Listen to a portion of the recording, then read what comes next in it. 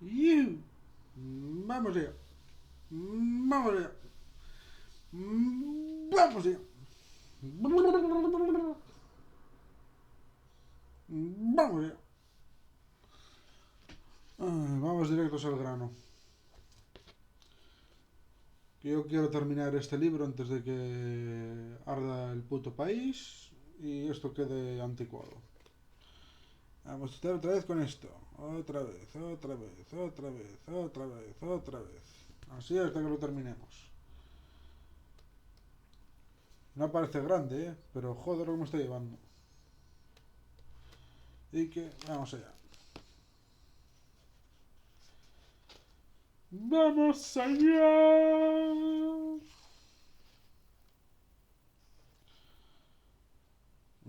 Y empezamos fuertes, empezamos con lo que toca, con lo que está de moda. La sedición y la malversación de autor. En los orígenes del pacto social que propició el nacimiento del Estado se encuentra el instinto de protección del ser humano, la necesidad de defenderse de un eventual ataque por parte de otros grupos o incluso de otros miembros del clan. Por este motivo, una de las primeras potestades de que los hombres se cedieron a la supraestructura estatal fue la de sancionar o castigar conductas. El ius puniendi. Ius puniendi. Los individuos renunciaron al uso de la violencia a favor del Estado, único autorizado a emplearla de forma legítima, mientras que en los regímenes totalitarios este poder se ejerce de forma arbitraria y omnímoda. En las democracias liberales está sometido al cumplimiento de una serie de normas y principios limitadores cuya finalidad es la de reprimir aquellas conductas que alteren el orden social y atenten contra los bienes jurídicos que se estiman dignos de protección, muchos de los cuales encuentran su fundamento en los derechos humanos y las libertades fundamentales. Por eso, en los estados de derecho liberales, el ius puniendi gira en torno al acto, al comportamiento concreto realizado por el autor del delito, mientras que en las autocracias el derecho penal no solo pone el foco en la conducta, sino también en determinadas cualidades de la persona, a veces indisponibles, que o bien determinan un agravamiento de su conducta o directamente la convierten en un peligro social. Este es el motivo por el que yo... Espera.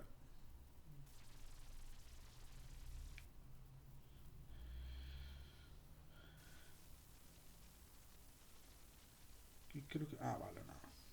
Vale, no. Este es el motivo por el que yo suelo a menudo decir que el derecho penal es un termómetro democrático infalible.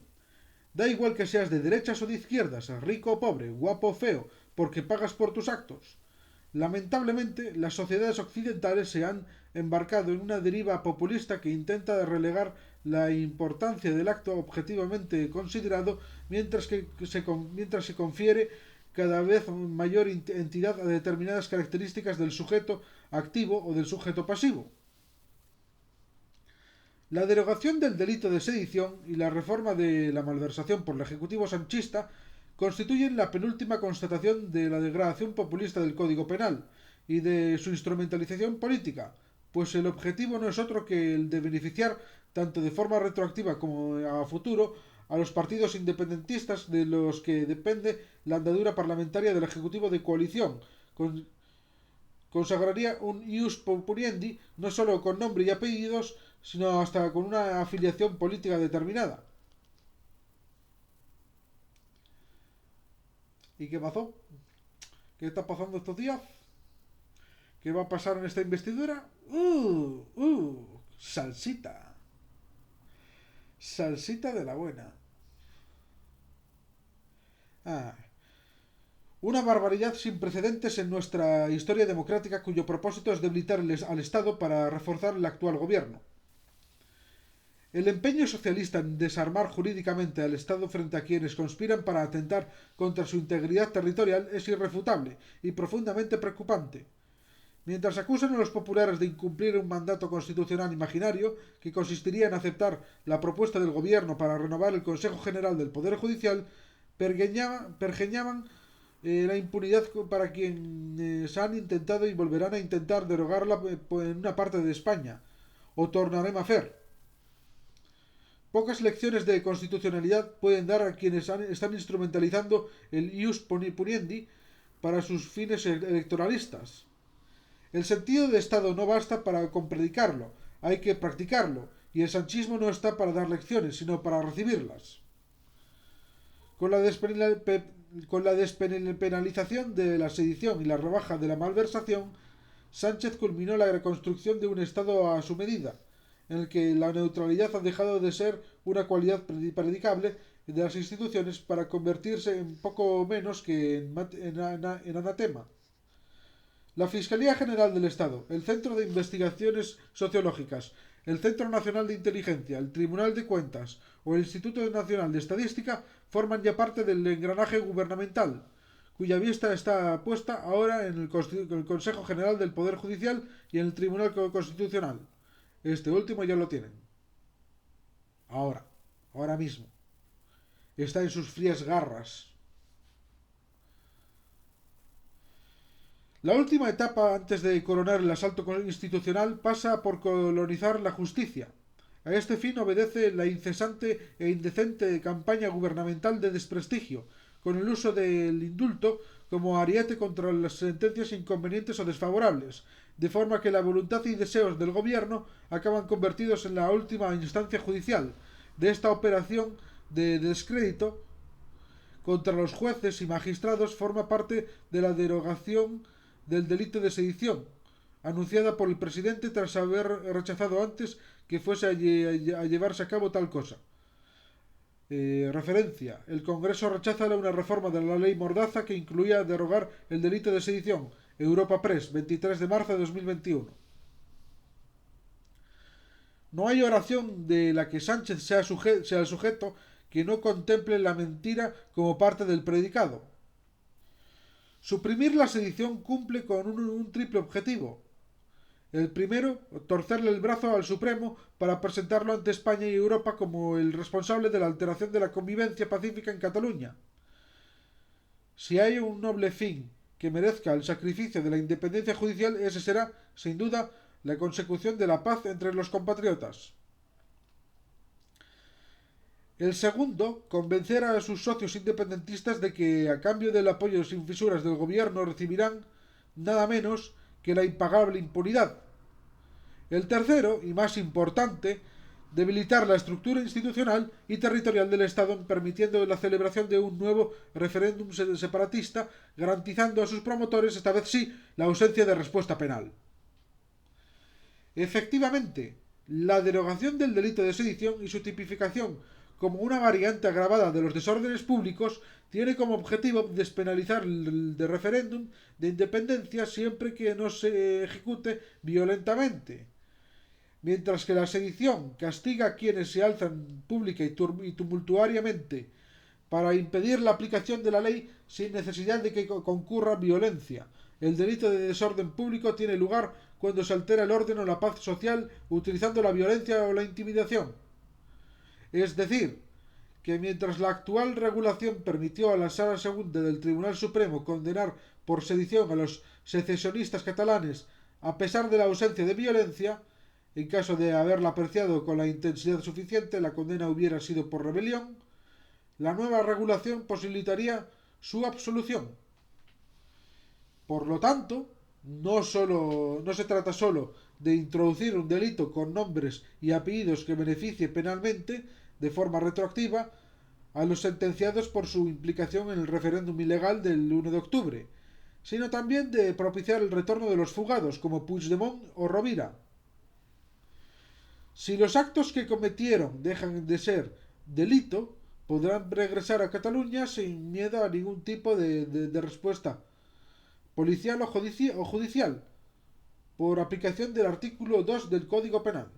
Además, desaparecerán los incentivos penales para que no o tornin a fer, reduciendo el referéndum a una cuestión de inconstitucionalidad, que tendrá que resolver un tribunal constitucional conformado en su mayoría por magistrados progresistas del gusto del sanchismo.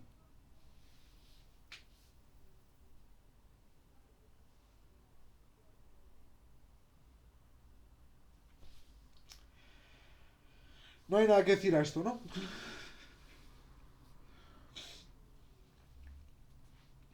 La despenalización de la sedición y sus consecuencias. La propaganda gubernamental intentó convencer a los escépticos que se niegan a asumir la realidad del proceso de degradación en el que estamos incursos de que las conductas que abarcaba la sedición ahora estarían cubiertas por el nuevo delito de desórdenes públicos, lo cual era necesario para homologarnos con Europa. Aseguraron, además, que así se conseguían atajar las demandas independentistas.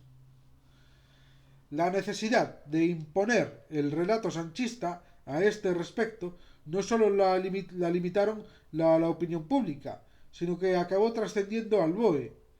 Después de una campaña machacona en la que se hablaba sobre la necesidad de adaptar el delito de sedición para equipararnos con otros países europeos, lo acabaron derogando e incluyendo la reforma de una ley cuyo título ya incluía referencias europeas. La Ley Orgánica 14/2022 de 22 de diciembre, de transposición de directivas europeas y otras disposiciones para la adaptación de la legislación penal al ordenamiento de la Unión Europea, y reforma de los delitos contra la integridad moral, desórdenes públicos y contrabando de armas de doble uso. Pues bien, en la exposición de motivos no dudaron en incluir la referencia a la necesidad de homologación europea para corregir una desproporción. La presencia en nuestro ordenamiento de tipos penales inexistentes en la mayoría de los estados integrantes de la Unión Europea o la vigencia de penas desproporcionadas en relación a las que se aplican en los países vecinos resulta altamente disfuncional en lo relativo al funcionamiento de la mencionada cooperación judicial y de seguridad. Esta ley busca dar resolución a una buena parte de estas dificultades y desafíos. España incorpora así un modelo de protección avanzada del orden público ante estos riesgos muy similar al de países europeos con los que comparte valores jurídicos y con los que aspira a una plena homologación. Cabe citar, por ejemplo, los códigos penales de Alemania, Francia, Italia, Suiza, Bélgica o Portugal. Por cierto, el uso partidista e ideológico de las exposiciones de motivos por este gobierno llama la atención, ya que no solo lo encontramos en esta ley, sino también en la del solo sí es sí, como se analizará después, o en la reforma laboral. Referencia: el Real Decreto Ley 32/2021 de 28 de diciembre de medidas urgentes para la reforma laboral, la garantía de estabilidad en el empleo y la transformación del mercado de trabajo. Extracto de la exposición de los motivos. Estamos por todas estas razones contenidos ante una reforma laboral que camina en dirección contraria a la que ha sido habitual en los últimos tiempos. La recuperación de los derechos laborales y su garantía, junto con el impulso de las medidas de flexibilidad interna como alternativa a las extinciones, son sus principales aportaciones que buscan transformar nuestro mercado de trabajo para que pueda dejar definitivamente atrás sus anomalías, asegurando la calidad del empleo y el dinamismo de nuestro tejido productivo.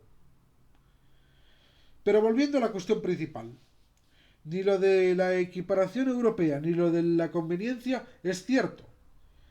En cuanto a la primera cuestión, conviene dejar claro que, al margen de la cuestión nominativa, los hechos acontecidos en Cataluña en 2017 hubiesen recibido penas similares, cuando no mayores, en el resto de los países miembros de la Unión, por no mencionar que nuestros vecinos portugueses prohíben a los partidos regionalistas o que defiendan la independencia de algún territorio. La voluntad del sanchismo jamás pasó ni por agravar las sanciones penales previstas, ni por reforzar al Estado volviendo a castigar la mera convocatoria de un referéndum ilegal.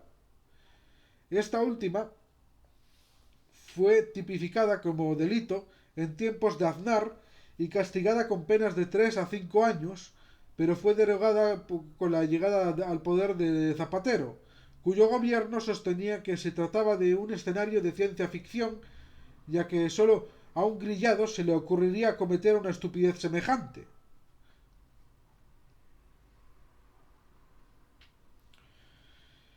En lo tocante a la proclamada Pax Catalana, yo me conformaría con que dejasen de tomarnos por estúpidos, llamando normalización a lo que en puridad es una claudicación.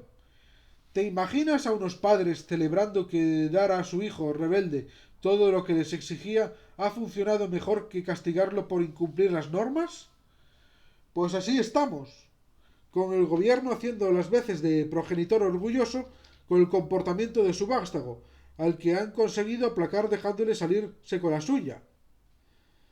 Garantizar la impunidad por los delitos cometidos y permitir al independentismo el incumplimiento de las sentencias desfavorables no puede venderse como un triunfo del Estado, sino como su rendición y retirada de Cataluña. Sánchez está dispuesto a debilitarlo con tal de reforzar las alianzas con sus socios de gobierno. La cuestión principal es, no obstante, que la desaparición del delito de sedición desarma jurídicamente al Estado para reforzar políticamente al gobierno y a sus socios. No solo implica una impunidad inmediata para los que participaron del gravísimo referéndum independentista en 2017, sino que determina una impunidad al futuro, dado que impedirá perseguir penalmente a quienes cometan hechos de una entidad similar, como invasiones tumultuarias de edificios institucionales como la de los bolsonaristas en Brasil o autogolpes de Estado como el que intentó Pedro Castillo en Perú, anunciando la disolución del Congreso, la conformación de un gobierno de excepción y la reorganización del sistema judicial con el objetivo de iniciar un proceso de reforma inconstitucional. Muchos españoles asistían incrédulos al fracaso de ambas intentonas en Latinoamérica, sin ser conscientes de que esas gravísimas conductas en nuestro país no son constitutivas de delito alguno. Contrariamente a lo que afirman los predicadores gubernamentales, España carece de herramientas punitivas para responder ante quienes pretenden subvertir el orden constitucional sin recurrir a la violencia. El gobierno de Pedro Sánchez se ha encargado de dar la puntilla a una regulación de que adolecía ya de profundas lagunas desde que se despenalizó la sedición impropia. Con la derogación de la sedición acometida por el Ejecutivo, no serán delito ni los alzamientos tumultuarios para impedir la aplicación de las leyes o el legítimo ejercicio de sus funciones a las autoridades o funcionarios, ni la conspiración, provocación o proposición para conseguir tales fines. Por mucho que la izquierda política y mediática insistiera en que estas conductas ahora serían constitutivas de un delito de desórdenes públicos agravados, cuando no de rebelión, lo cierto es que no es así, pues ambos delitos requieren la ejecución de actos violentos, y en el caso del primero, los fines perseguidos no encajarían con los independentistas catalanes, los bolsonaristas brasileños o el exmandatario peruano. La sedición se regulaba en el artículo 544 de nuestro Código Penal y tipificaba los alzamientos tumultuarios para impedir por la fuerza el cumplimiento de las leyes. No requería, pues, de actuaciones violentas, pero sí del uso de la fuerza, términos que no significan lo mismo en el ámbito penal. Con el fin de contrarrestar las fundadas críticas que recibió por apuntalar la impunidad del secesionismo catalán, modificó los artículos 557 y 557 bis relativos a los desórdenes públicos, para castigar con la pena de prisión de hasta 5 años a quienes actuando en grupo ejecuten actos violentos e intimidatorios que atenten contra la paz pública, contemplándose expresamente la invasión de instalaciones o edificios. La nueva regulación es la siguiente. Artículo 557. Serán castigados con la pena de prisión de 6 meses a 3 años a los que, actuando en grupo y con el fin de atentar contra la paz pública, ejecuten actos de violencia o intimidación, sobre las personas o las cosas u obstaculizando las vías públicas, ocasionando un peligro para la vida o la salud de las personas, o invadiendo instalaciones o edificios, alterando gravemente el funcionamiento efectivo de servicios esenciales en esos lugares. Los hechos descritos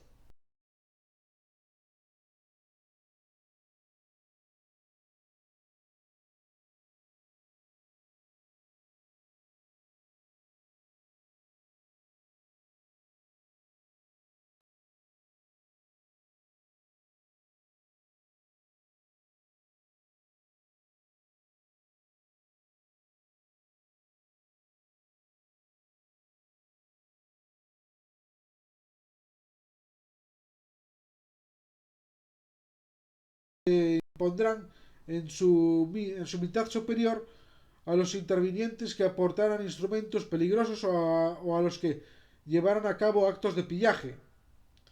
Estas penas se aplicarán en un grado superior cuando se portaran armas de fuego.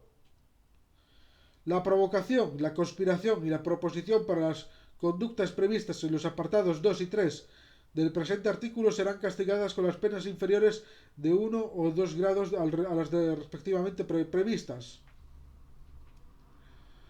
Será castigado con pena de prisión de 6 meses a 2 años quien en lugar concurrido provocara avalancha, estampida u otra reacción análoga en el público que pongan en situación de peligro la vida o la salud de las personas. Las penas señaladas en este artículo se impondrán sin perjuicio de las que les puedan corresponder a los actos concretos de lesiones, amenazas, coacciones o daños que se hubieran llevado a cabo. Artículo 557 bis. Los que, actuando en grupo, invadan u ocupen, contra la voluntad de su titular, el domicilio de una persona jurídica, pública o privada, un despacho, oficina, establecimiento local, aunque se encuentre abierto al público y causen con ello una perturbación relevante a la paz pública y de su actividad normal, serán castigados con una pena de prisión de 3 a 6 meses o multa de 6 a 12 meses, salvo que los hechos ya estuvieran castigados con una pena más grave en otro precepto de este código. Además de los desórdenes públicos y tras la derogación de la sedición, nuestro ordenamiento jurídico dispone de otra herramienta punitiva para responder ante levantamientos golpistas, la rebelión. El artículo 472 del Código Penal califica como reos del delito de rebelión los que se alzaren violenta y públicamente para cualquiera de los fines siguientes. Primero, derogar, suspender o modificar total o parcialmente la Constitución. Segundo, destituir o despojar en todo o en parte de sus prerrogativas y facultades al rey o a la reina, al regente o a miembros de la regencia, u obligarles a ejecutar un acto contrario a su voluntad. Tercero, impedir la libre celebración de elecciones para cargos públicos. Cuarto, disolver las Cortes Generales, el Congreso de los Diputados, el Senado o cualquier asamblea legislativa de una comunidad autónoma, impedir que se reúnan, deliberen o resuelvan. Arrancarles alguna resolución o sustraerles alguna de sus atribuciones o competencias. Quinto, declarar la independencia de una parte del territorio nacional. Sexto, sustituir por otro el gobierno de la nación o el consejo de gobierno de una comunidad autónoma o usar o ejercer por sí o despojar al gobierno o consejo de gobierno de una comunidad autónoma o cualquiera de sus miembros de sus facultades o impedirles o coartarles su libre ejercicio u obligar a cualquiera de ellos a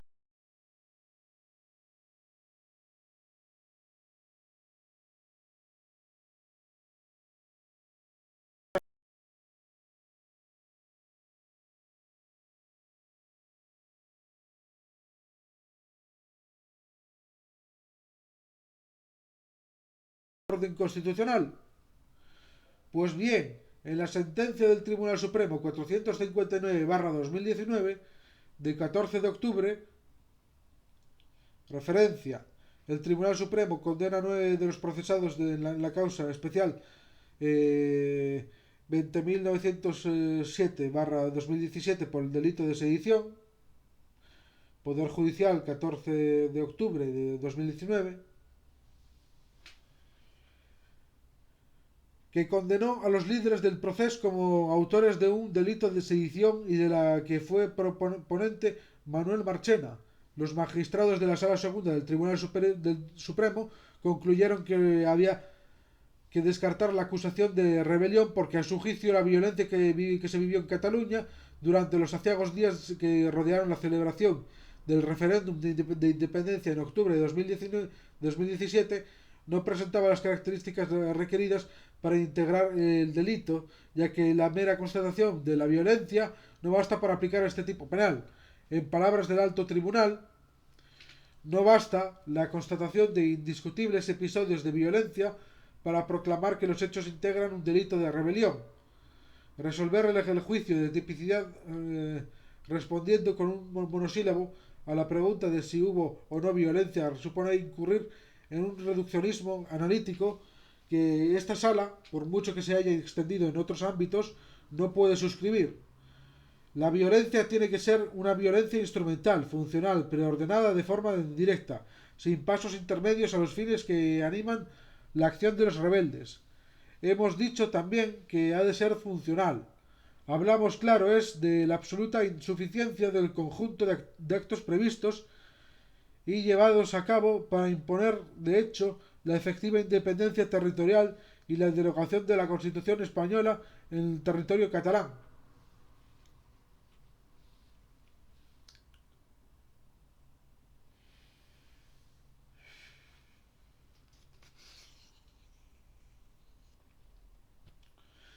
En este punto, destaca el Supremo que para integrar la rebelión no basta la mera voluntad del autor para la consecución de esos fines, sino que ha de probarse la existencia de un riesgo efectivo que lesione el bien jurídico protegido, que no es otro que el orden constitucional. Dado que bastaron resoluciones del Tribunal Constitucional y la aplicación de una herramienta no punitiva, pero sí constitucional, como es el artículo 155, para despojar de inmediata ejecutividad a los instrumentos jurídicos que se pretendían hacer efectivos por los acusados, concluyen los magistrados que no cabe más que descartar la aplicación de la rebelión, si bien afirman que la violencia que emplearon sí que fue la suficiente para integrar la fuerza requerida para el delito de sedición.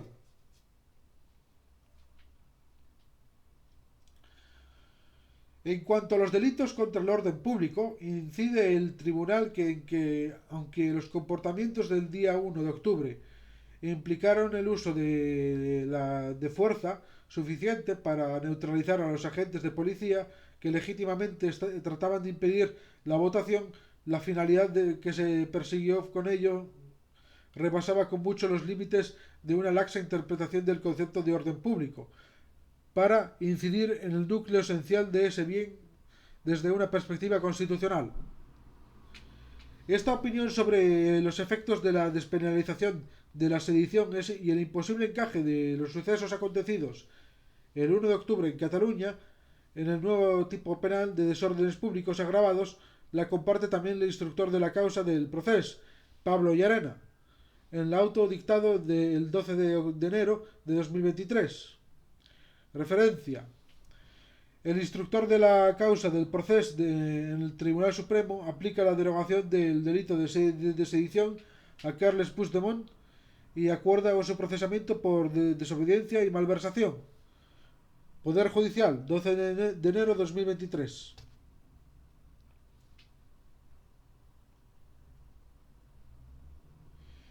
Como consecuencia de la derogación del delito de sedición, por el que estaban procesados Puigdemont, Comín, Ponsatí y Rovira, el instructor entiende que los hechos de la causa relacionados con el mismo son subsumibles en un delito de desobediencia y no encajan en el delito de desórdenes públicos ni en su formulación ni en la vigente en el momento de los hechos, señala en esta resolución. Sin embargo, Lejos de corregirse lo que el legislador denuncia, se ha optado por derogar el delito de sedición, y aun cuando se pueda sostener que la subsunción de los hechos debe realizarse en los delitos de desórdenes públicos, ello no es así. Ni podrán sancionarse las conductas enjuiciadas conforme a un tipo penal que no estaba en vigor en la fecha en la que los hechos tuvieron lugar, mucho menos aplicar un subtipo agravado de nueva creación. Ni siquiera puede sostenerse que los hechos enjuiciados cupieran los delitos de desórdenes públicos vigentes a la fecha de su comisión. En primer lugar, porque la instrucción ha reflejado que la intención de los encausados fue desbordar el orden constitucional y lograr directa o indirectamente, pero fuera de las vías legales, un nuevo orden territorial y político, lo que aleja su comportamiento de la transgresión comparativamente insignificante e insustancial de las ordinarias reglas de convivencia en grupo que constituyen el bien jurídico protegido en los delitos contra el orden público, algo que confirmó la propia sentencia al evaluar la trascendencia sustantiva del comportamiento enjuiciado. En segundo término, porque el delito de desórdenes públicos del artículo 557 no contemplaba siquiera la actuación ilícita que aquí se analiza, pues sancionaba exclusivamente a los inductores o alborotadores que directamente incitaran a alterar la paz pública con actos de violencia sobre las personas o sobre las cosas, lo que no es predicable de los procesados que, como se ha dicho, desplegaron e impulsaron una desobediencia civil y una insurrección institucional orientada a alterar el orden constitucional, sin ninguna llamada a la violencia. La consecuencia de todo lo anterior es que, para Llarena, la que vengo advirtiendo en estas líneas y que ya advertí en mis artículos cuando se aprobó la modificación del Código Penal, la nueva opción legislativa no es ofrecer un menor reproche penal para los que están pendientes de un eventual enjuiciamiento, sino que aporta un contexto cercano a la despenalización. Para los encausados no resulta de aplicación el delito de sedición del artículo 544 del Código Penal porque el precepto no ha visto rebajadas sus penas, sino que se ha derogado y resulta actualmente inexistente, siendo retroactivas las normas penales en lo que favorezcan al reo. Tampoco su conducta puede ser enjuiciada conforme a ninguno de los tipos penales de desorden público vigentes en el año 2017, pues todos los comportamientos que entonces se contemplaban distan de la realidad delictiva enjuiciada, y es igualmente inviable una sanción por los tipos penales de desórdenes públicos que hoy se introducen, porque ni puede considerarse que contemplen actuaciones como la investigada, ni desde luego son aplicables a hechos cometidos con anterioridad a su entrada en vigor. La rebaja de la malversación. Pero como los golpes contra el ordenamiento constitucional no se hacen gratis, sino que los financia el erario, el Ejecutivo español también acometió, junto con la derogación de la sedición, la rebaja de las penas del delito de malversación, que es el delito de corrupción por antonomasia. Los nuevos tipos penales de la malversación tras la entrada en vigor de la reforma son los siguientes. Artículo 432. La autoridad o funcionario público que con ánimo de lucro se apropiare o consintiere que un tercero con igual ánimo se apropie del patrimonio público que tenga a su cargo por razón de sus funciones o con ocasión de las mismas, será castigado con una pena de prisión de 2 a 6 años, inhabilitación especial para cargo o empleo público y para el ejercicio del derecho de sufragio pasivo por tiempo de 6 a 10 años. Se impondrán las penas de prisión de 4 a 8 años e inhabilitación absoluta por 10 a 20 años si en los hechos que se refieren en el apartado anterior hubiera concurrido alguna de las circunstancias siguientes. Se hubiera causado un daño o entorpecimiento graves al servicio público, el valor del perjuicio causado o del patrimonio público apropiado excediera los 50.000 euros, las cosas malversadas fueran de valor artístico, histórico, cultural o científico, o si se tratare de efectos destinados a aliviar alguna calamidad pública. Si el valor del perjuicio causado o del patrimonio público apropiado excediera los de 250.000 euros, se impondrá la pena de prisión en su mitad superior, pudiéndose llegar hasta la superior en grado.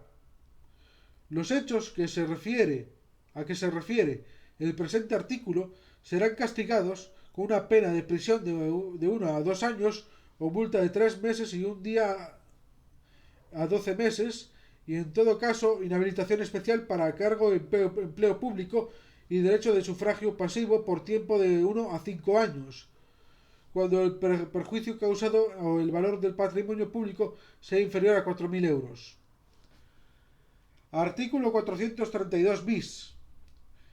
La autoridad o funcionario público que sin ánimo de apropiárselo destinare a usos privados el patrimonio público puesto a su cargo por razón de sus funciones o con ocasión de las mismas incurrirá en la pena de prisión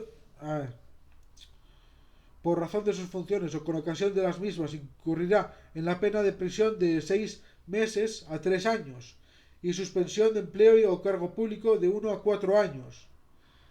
Si el culpable no reintegrara los mismos elementos del patrimonio público distraídos por dentro de los 10 días siguientes al de la incoación del proceso, se le impondrán las penas del artículo anterior. Artículo 433. La autoridad o funcionario público que, sin estar comprendido en los artículos anteriores, diere al patrimonio público que administrare una aplicación pública diferente de aquella a la que estuviere destinado, incurrirá en las penas de prisión de 1 a 4 años e inhabilitación especial de empleo o cargo público de 2 a 6 años, si resultare daño o entorpecimiento graves del servicio que estuviere consignando y de inhabilitación de empleo o cargo público de 1 a 3 años y multa de 3 a 12 meses, si no resultare. Artículo 433 ter. A los efectos del presente código se entenderá por patrimonio público todo el conjunto de bienes y derechos de contenido económico patrimonial pertenecientes a las administraciones públicas. Artículo 434. Si el culpable de cualquiera de los hechos tipificados en este capítulo hubiera reparado de modo efectivo e íntegro el perjuicio causado al patrimonio público antes del inicio del juicio oral, o hubiera colaborado activa y eficazmente con las autoridades o sus agentes para obtener pruebas decisivas para la identificación o captura de otros responsables o para el completo esclarecimiento de los hechos delictivos, los jueces y tribunales impondrán al responsable de este delito la pena inferior de 1 o 2 grados. Artículo 438 bis.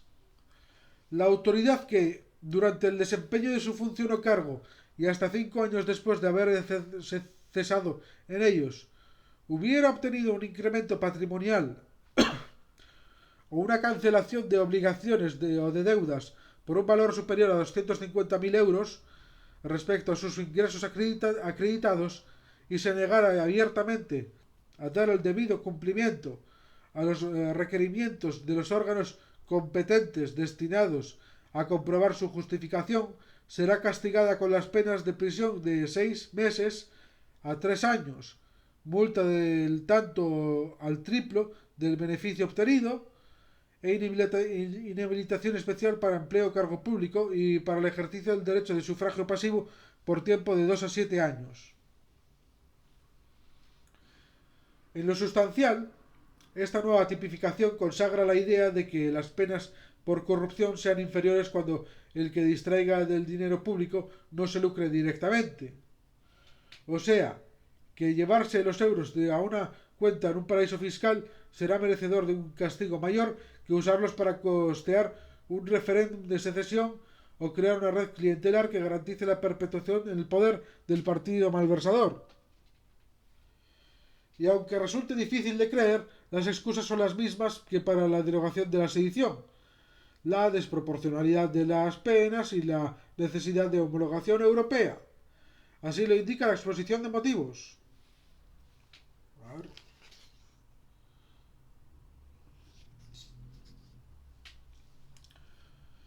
Por consiguiente, el texto distingue claramente entre tres niveles de malversación: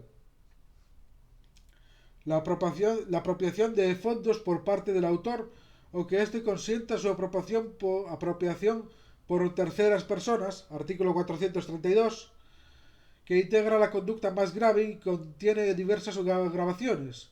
El uso temporal de bienes públicos sin animus remsivi habendi y con su posterior reintegro, artículo 432 bis, y un desvío presupuestario o gastos de difícil justificación, artículo 433.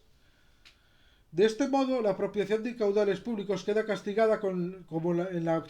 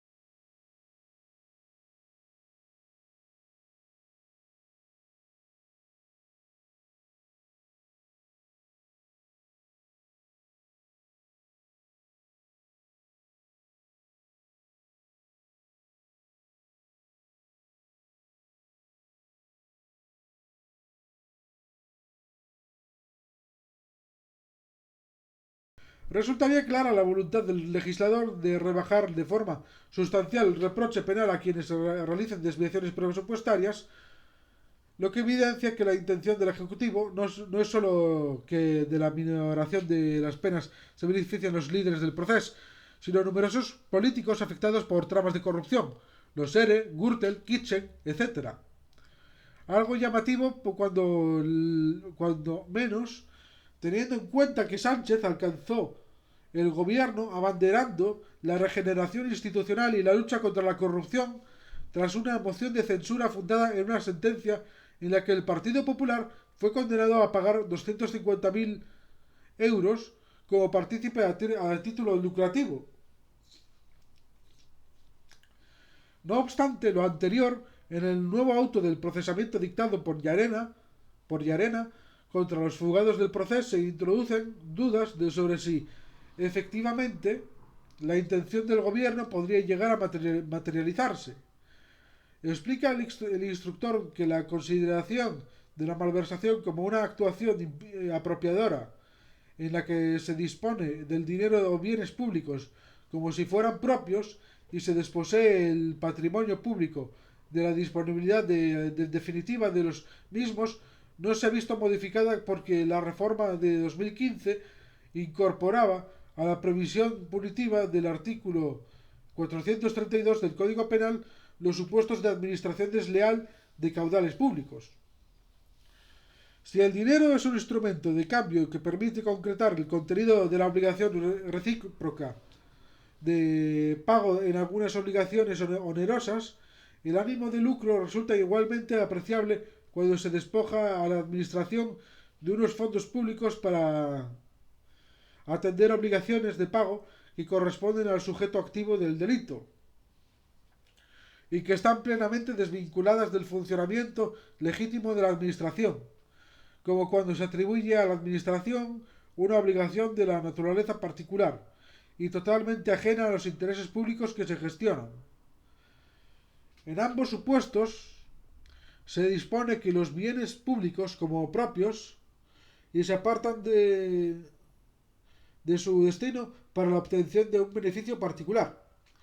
Suceda lo que suceda, con lo que finalmente decida el Tribunal Supremo, de lo que no cabe duda alguna es de que al sanchismo no le tembló la mano para instrumentalizar políticamente el Código Penal con el objetivo de beneficiar a algunas personas determinadas, concretamente a las que pertenecen a partidos en los que se sostiene su mayoría parlamentaria. Que no hay precio que no esté dispuesto a pagar con tal de perpetuarse en el poder.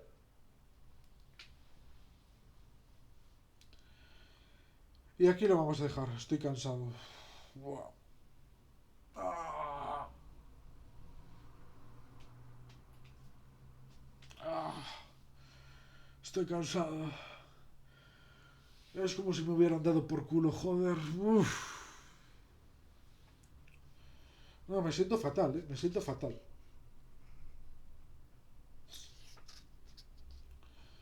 Bueno, ya falta menos, ya falta menos, ya falta menos.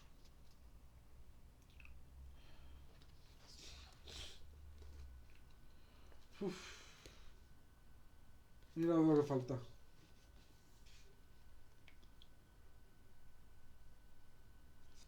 Esto aquí falta. Eso nada más. A ver. Seguiremos la semana que viene o no sé. Pero seguro que habrá vídeo para el domingo, eso sí. Habrá vídeo para el domingo. Bueno, no os suscribáis, no le deis a nada, no le deis a like, no compartáis, nada sirve de nada. Quemad a vuestras madres en la hoguera como si fuesen brujas. Cortadles el pene a vuestros padres. Rebelaros contra el Estado, contra el puto Estado,